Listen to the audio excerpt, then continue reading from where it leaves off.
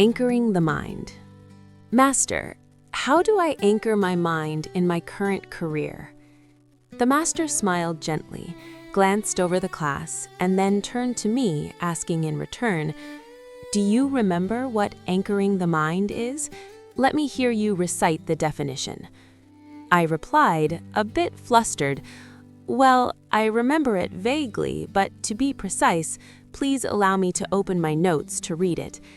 Anchoring the mind is an inner cognitive state that affirms one's connection to an object, event, phenomenon, or person in the process of moving toward a clearly defined desire." The master nodded. "Very good.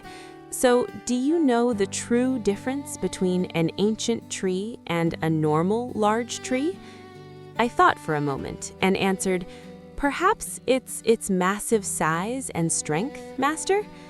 The master stepped closer to me and gently replied, "Correct, but that is only the surface. The true value of an ancient tree lies in its ability to stand firm against all storms and harsh weather without swaying. The secret lies in its root system, planted deep into the earth. If you want to grow a true ancient tree, you need 3 crucial elements. 1, the seed of an ancient tree, which means your potential and initial positioning. You need to ask yourself, are you planting the seed of an ancient tree in the field you are pursuing, or just a short-lived plant? 2, a suitable environment. The place you work must fulfill the conditions for you to maximize your development. If the environment cannot nourish your potential, can you become an ancient tree in your industry? 3, fixation, remaining stationary. An ancient tree cannot grow if it keeps getting uprooted and replanted. Just moving it a few times will weaken the tree, making it easily fall to the wind. You need to ask yourself, are you anchoring your mind, staying steadfast in one place for long-term development? The master continued, "Just like an ancient tree, a person who wants to become an industry leader must meet these 3 conditions. You must have the cause of an ancient tree, a suitable environment, and an anchored mind so you don't chase after short-term things. In life, many people work in one field for a while, then switch to another. As a result, they remain like mobile trees, belonging to no profession and lacking the sturdiness to shoulder great responsibilities." He paused, looking deeply into my eyes. "You have no other choice but to love what you do. If you don't like it, how can you do it well?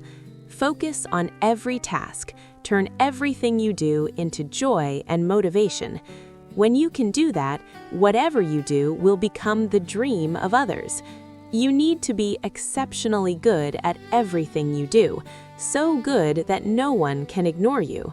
But being good doesn't just mean knowing, it means thoroughly understanding.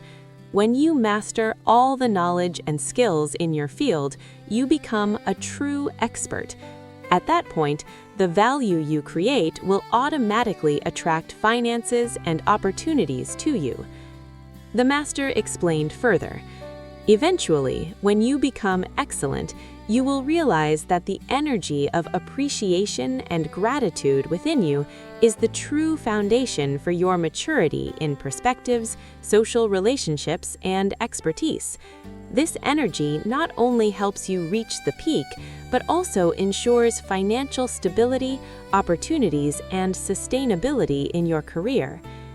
Hearing the master's explanation about anchoring the mind in a career sparked a question in my head, and I hoped he would guide me further. "Master, is anchoring the mind in marriage the same as anchoring the mind in a career? And how do we apply this concept to marriage?" The master smiled. "You ask a very good question. Anchoring the mind is not just a principle reserved for careers, it applies deeply to all aspects of life, especially marriage. If you want a harmonious marriage, you need to anchor your mind with your spouse. Do you know what that means?" I hesitated. Does it mean always staying attached and never giving up, Master? He nodded. Yes, but it's even more than that. Anchoring the mind in marriage has 3 profound layers of meaning. If you practice them, your marriage will be as enduring as an ancient tree with roots deep in the earth. 1. Anchor your mind with the person. The person is not the problem. Look at your spouse's true value. When you anchor your mind with the person, you won't let petty habits or differences break the relationship. 2. Anchor your mind with the relationship, a solid bond. The relationship must be nurtured by 3 elements: love, emotional resonance, intimacy, sex, harmonious connection, finances, consensus, and unity. 3. Anchor your mind with yourself, the core of sustainability. You must commit to your own value and take responsibility for your role in the relationship. The Master continued, "Do you know, when you anchor your mind, all resources will automatically gather to bring you favorable conditions. But if you lack an anchored mind, you will always feel dissatisfied and deprived. When your mind is anchored, even challenges become opportunities." Marriage is also like an ancient tree. You cannot expect it to grow tall overnight. You must plant the right seed, choose good soil, and constantly care for it. But most importantly, you must be steadfast. Do not uproot the tree just because it hasn't grown as tall as you expected.